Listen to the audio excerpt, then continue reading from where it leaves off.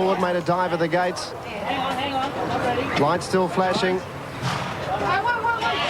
Hang on the call from a couple of the jockeys. Something playing up out in the middle. They're set, they're racing now. Scenario missed the start, one of the favourites, and she's immediately back last. Bridget's Daughter won the start, leads from Fanfully to Quiet Queen and Garters. Dancer's Joy's going up to attack for the lead in the early part of the event, and they were followed over on the inside by Victory River. Sugar Gray's in that bunch as well, and so too was Mannerism over on the inside. The stablemate Tasudi just behind her. Oh, Katabi got into a lot. 50% with no gimmicks and no restrictions. The back down towards the tail also was Scenario. So a lot of interference in the first 400 metres, and Bridget's Daughter led. One of a length and a quarter back on the inside was Quiet Queen, Dancer's Joy fifth. Then came Sugar Grey, a length and a half further back then. Two Shandon Lass as they approached the turn. Mannerism was still there. They were followed by Katabi, and well back in the field as they made the home turn was Quiet Queen. Scenario's gone back to second last with Victory River. Rounding the turn, 500 metres to go. Bridget's Daughter a length and a half in front of Irish Grace. It went up wide to be second. Fanfully to third. Quiet Queen up on the inside. Then Sugar Grey down the outside. Dancer's Joy. Mannerism into Sudi wide out, 400 metres to go. Bridget's Daughter still in front. Quiet Queen coming at it from Fanfully to Victory River. Getting up on the inside from a long way back in the field too, and running on strongly was Sugar Grey.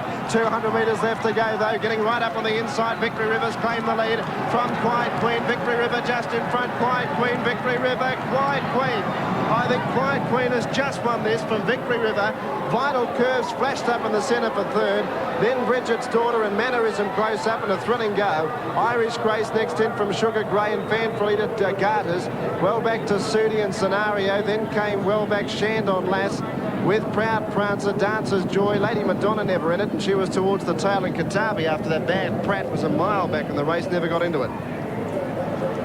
I thought she was beaten just going past here, Dan Quiet Queen, but she looked nice in the yard. But as Cracker said, when she got the barrier, she'd broken out and sweating a bit, and that sort of turned me off her a little bit. But I thought the ride on the second horse was a great ride. Wayne Treloar, Victory River, he looked like pulling it out of the fire, didn't he? Number 6 has got it, Dan. Quiet Queen, Larry Olsen.